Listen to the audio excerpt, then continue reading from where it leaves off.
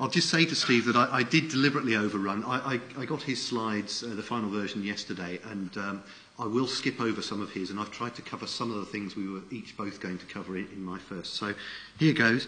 I'll definitely skip over the advert for Mainstream at the start, because Steve would be better to do that, but if you want to know more, read all the stuff there. All I would say about Mainstream is they are a relatively small, relatively new company with some very big ambitions, and the people involved have the track record. Eddie O'Connor founded his previous company.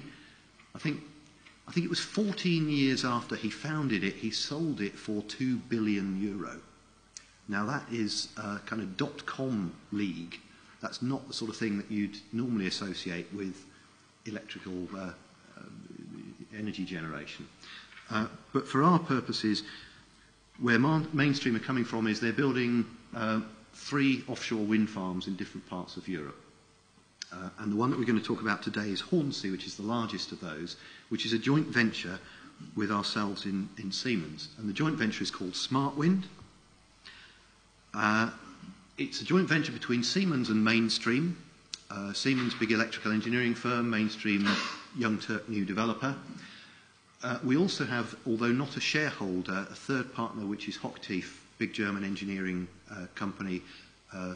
They own vessels and they do foundations. And the idea is that actually by bringing the supply chain together, we can take cost out of doing an offshore wind farm, and we can take time, which is also cost, out of doing an offshore wind farm. Now, it's a new idea. It's the only one in the world that's trying this. We don't know if it'll work yet, but we're going to have a jolly good go. And so we've had to create a joint venture company out of those 3 partners, and we're starting to give it the sort of infrastructure that you'd expect a company to have, so quality systems and risk management. A little bit about the wind farm. Round 3 involves 9 zones around the country, and Hornsea is the red one halfway down the right-hand side. If you moved it on land, it would stretch from Liverpool to Hull. So it's a very big area of the sea. Actually, the left-hand end is full of oil and gas, and we can't build wind farm there. And the right-hand end, the water's a bit too deep. So we will build the wind farms mostly clustered around the middle and dotted in between elsewhere. But there's enough room, actually, even with those constraints, not just to build the 4 gigawatts that we've got as the license, but potentially 6. So we'll maybe talk to the Crown Estates at some point in the future about that. It's not the largest. The largest is Dogger Bank there, which potentially, it says 9 gigawatts. They have the capacity for about 13 and maybe more. And what's called Norfolk there has been renamed. Somebody spotted the fact that they were calling it Norfolk. A lot of the grid connections were passing through Suffolk. And so it's now the Anglia offshore wind farm. And similarly, the ones along the bottom are now renamed Rampion rather than Hastings, and Navitus Bay rather than West Isle of Wight. And I think Bristol Channel's now Atlantic Array. But what's in a name? Each of these wind farms is quite big. If you look at, that's most but not all of them, if you stuck them into the FTSE 100 share index, where do we come? 54. Out of the top 100 companies in the UK, in terms of capitalisation, would be the value of the Hornsea wind farm. And that's if we build the 4 gigawatt, let alone the 6. The basic concept, and it's great on a slide, it's different in practice, is some wind turbines that come from Siemens, an offshore substation that comes from Siemens. We buy some cables from somewhere. Hochtief build us some foundations.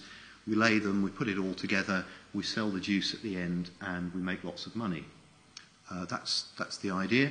We need a bit of infrastructure behind that, and the rest of Steve's talk really focuses on the infrastructure that comes at the port. Mainstream love creating new words, supergrid, supercluster. Supercluster is just the idea that at a port you create infrastructure and a concentration of people and expertise that benefits the whole. And you can see, I won't go through the slide there, you can see the elements of that. The idea is that concentration brings benefits. And we have the opportunity to do that on the east coast of England. You can see the sort of elements that go into that supercluster. Where we are at the moment, it was mentioned earlier that Thanet, about 80% in theory came from overseas. Well, I would challenge that 80%. Actually, we built the grid connection. We're based in Manchester. We designed it in Manchester and we fabricated it in Hull.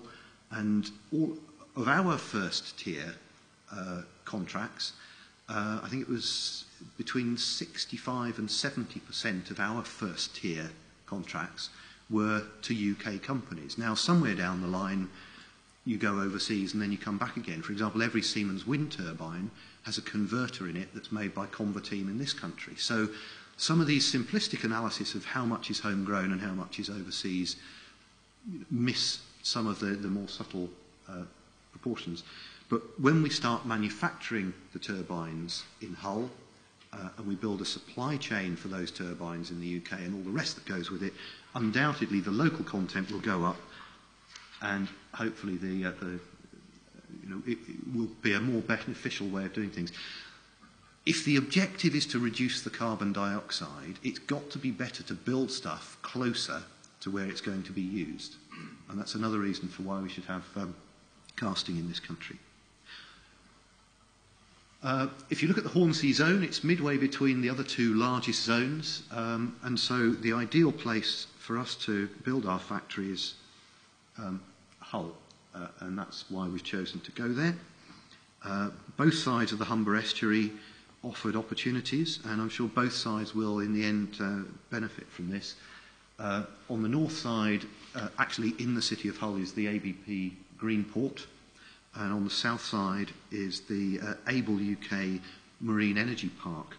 A lot more land on the south side, but there's enough on the north side, and that's where, in the end, Siemens chose to go when we made our announcement in January this year. And that's the artist's impression of what the Hull factory will look like. That's sort of phase one, so that would be around about 2016.